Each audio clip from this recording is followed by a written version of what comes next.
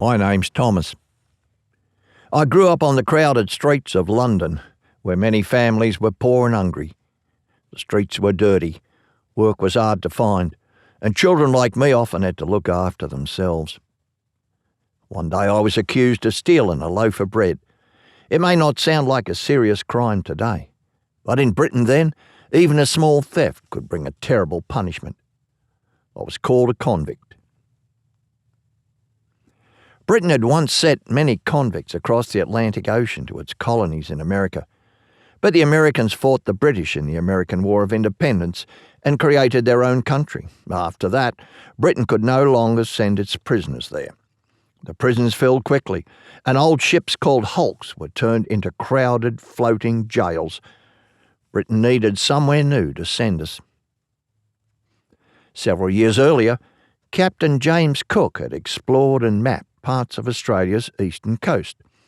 His reports described a large harbour and a distant land that Britain believed could become a new colony. The government chose this place called Botany Bay. To us convicts, it sounded like the farthest place on earth. In May 1787, 11 ships left England. Together they were called the First Fleet. The fleet carried more than 1,400 people. There were sailors, officers, doctors, government workers, and nearly 200 Marines.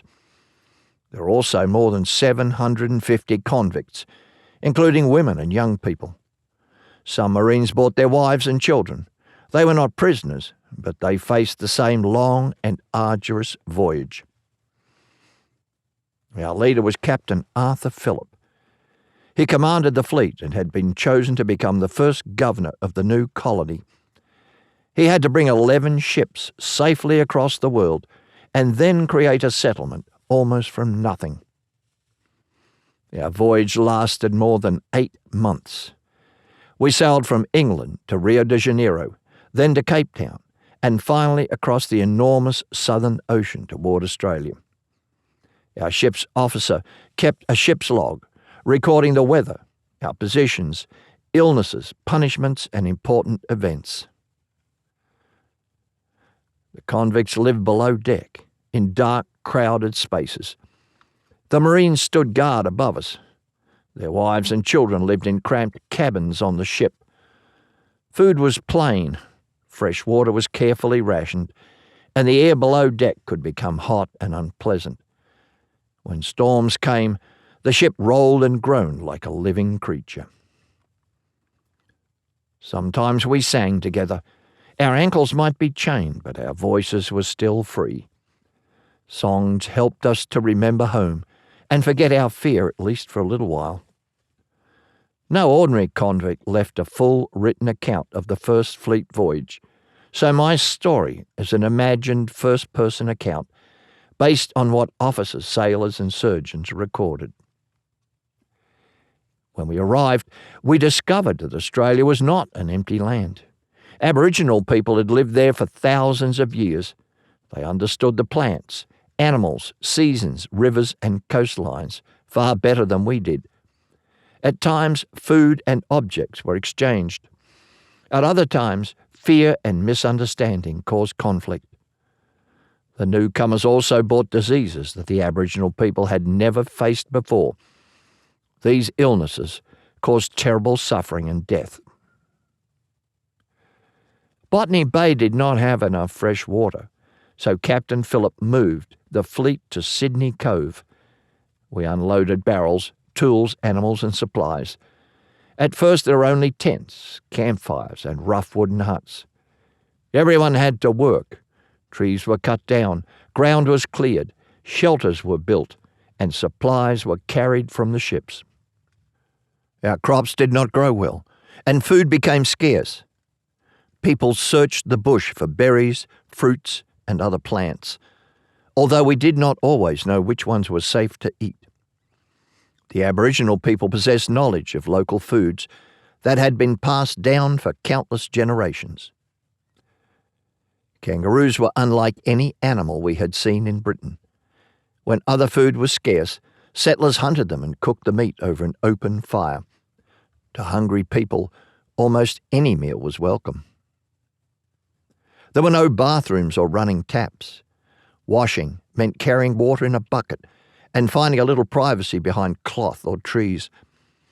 Even a simple wash could take a great deal of work. We dug in the earth searching for edible roots and tubers, but local foods could be difficult to recognise, and some required special preparation before they were safe. Australia could feed people who understood it. We newcomers had much to learn. Every drop of water had to be collected and carried. People walked to streams with wooden buckets and returned to camp carrying heavy loads. Fresh water was needed for drinking, cooking, and washing, so protecting the water supply was vital. Accidents were common. Axes slipped, trees fell, fires burned, and tools caused deep wounds. There were doctors, but very few medicines, and almost no strong pain relief. A strip of cloth and a wooden stick might be used as a simple tourniquet to slow dangerous bleeding. An injury that is easily treated today could then become deadly. As the settlement grew, sanitation became a serious problem. There were no proper drains or sewers. Mud, rubbish, animal waste, and dirty water gathered near the huts. Flies and rats spread disease, and people often became sick. Building a town required more than houses. It required clean water, roads, drainage, and rules for keeping people healthy. Slowly, the camp began to change. Tents were replaced by stronger huts. Government offices, storehouses, and larger buildings appeared. Later came inns, workshops, farms, and roads. Some convicts eventually finished their sentences and became workers, farmers, and settlers. My journey began as a frightened boy, accused of stealing bread. I had crossed the world as a convict, survived the first fleet voyage, and helped build a new settlement. But the colony was built on Aboriginal land, and its growth brought enormous and painful change to the people who had always called that land home.